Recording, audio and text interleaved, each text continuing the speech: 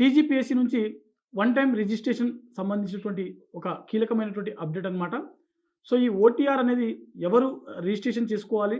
అదేవిధంగా already apply చేసుకున్నటువంటి వాళ్ళు అంటే ఆల్రెడీ ఓటీఆర్ ఉన్నటువంటి అభ్యర్థులు ఎవరైతే ఉంటారో, వారు ప్రస్తుతం చేయవలసినటువంటి పనులేంటిది?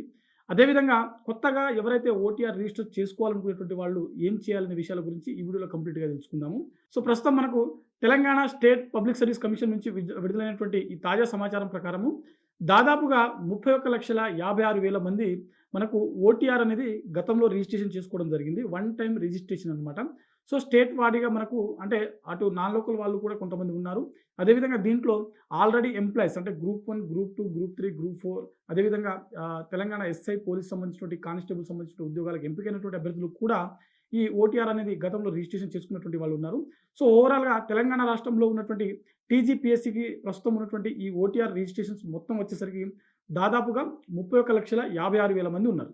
అయితే వీళ్ళందరూ చేయాల్సినటువంటి విషయం ఏంటంటే, అభ్యర్థులు ఖచ్చితంగా మీ యొక్క ఓటీఆర్‌లో అనేది ఒకసారి ఎడిట్ చేయాల్సి ఉంటుంది. ఇందులో మీ యొక్క డీటెయిల్స్ ఏవైతే ఉన్నాయో మీ పర్సనల్ డీటెయిల్స్ అంటే మీ హౌస్ సంబంధించిన అడ్రెస్ కావచ్చు, అదేవిధంగా మీ వ్యక్తిగత సంబంధించినటువంటి సమాచారం కావచ్చు. ఇవన్నీ కూడా ఖచ్చితంగా మీరు అప్డేట్ చేసుకోవాల్సి ఉంటుంది. ఒకవేళ మీకు ఖచ్చితంగా అంటే మారలేదు సేమ్ అడ్రెస్ ఉన్నట్లయితే మీరు నెక్స్ట్ ప్రాసెస్ అనేది వెళ్ళిపోవచ్చనమాట. సో, మీరు ఓటీఆర్ అనేది రిజిస్ట్రేషన్ స్టార్ట్ చేసినప్పుడు మీరు లాగిన్ చేయగానే ఫస్ట్ మీకు మీ యొక్క వ్యక్తిగత డీటెయిల్స్ అనేది అక్కడ కనిపిస్తుంది కాబట్టి, ఒకవేళ అక్కడ ఏదైనా అడ్రెస్ గనుక ఏమైనా మార్చాల్సినటువంటి అవసరం లేకపోతే నెక్స్ట్ వెళ్ళిపోవచ్చు. ఒకవేళ మార్చాల్సినటువంటి అవసరం ఉన్నట్లయితే ఖచ్చితంగా మార్చాల్సి ఉంటుంది. ఓకేనా? సో, మీరు మారినట్లయితే అంటే మీ అడ్రెస్ మారినట్లయితే. అదేవిధంగా విద్యా అర్హతలు గతంలో ఇప్పుడు ఫర్ ఎగ్జాంపుల్ ఒక స్టూడెంట్ గతంలో డిగ్రీ వరకు ఉన్నటువంటి వాళ్ళ యొక్క విద్యా అర్హతలు ఏవైతే ఉన్నాయో అవి మాత్రమే అప్డేట్ చేశారనుకోండి. ప్రస్తుతం వారు పీజీ గాని, లేకుంటే అంటే ఎంఎస్సీ గాని, లేకుంటే బీఎడ్ గాని ఇట్లాంటి ఏమైనా ఎక్స్‌ట్రా ఏమైనా క్వాలిఫికేషన్స్ ఉన్నట్లయితే, పీహెచ్‌డీ చేసినటువంటి అభ్యర్థులు కూడా ఒకవేళ ఎక్స్‌ట్రా క్వాలిఫికేషన్స్ ఉన్నట్లయితే వాటిని ఇప్పుడు మీరు యాడ్ చేసుకోవచ్చు.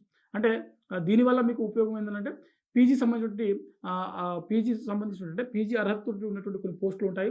ఫర్ ఎగ్జాంపుల్ మనకు జూనియర్ లెక్చరర్ కావచ్చు, అదేవిధంగా డిగ్రీ లెక్చరర్ కావచ్చు, ఇలాంటి పోస్టులకు సంబంధించినటువంటి హైయర్ ఎడ్యుకేషన్స్ కంపల్సరీ ఉండాల్సి ఉంటుంది కాబట్టి, వాటికి సంబంధించినటువంటి విద్యా అర్హతలు ఇక్కడ మీరు ఖచ్చితంగా యాడ్ చేయాల్సి ఉంటుంది.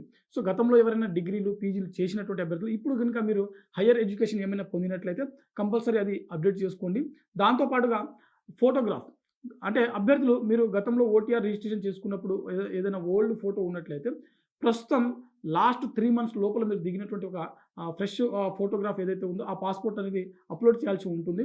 సో, దాంట్లో ఆల్రెడీ టీజీపీఎస్సీ చాలా స్పష్టంగా మెన్షన్ చేసింది. రీసెంట్ ఫోటో ఏదైతే ఉందో అది మాత్రమే అప్డేట్ చేయాల్సి ఉంటుందని చెప్పి ఇక్కడ చాలా స్పష్టంగా మెన్షన్ చేయడం జరిగింది.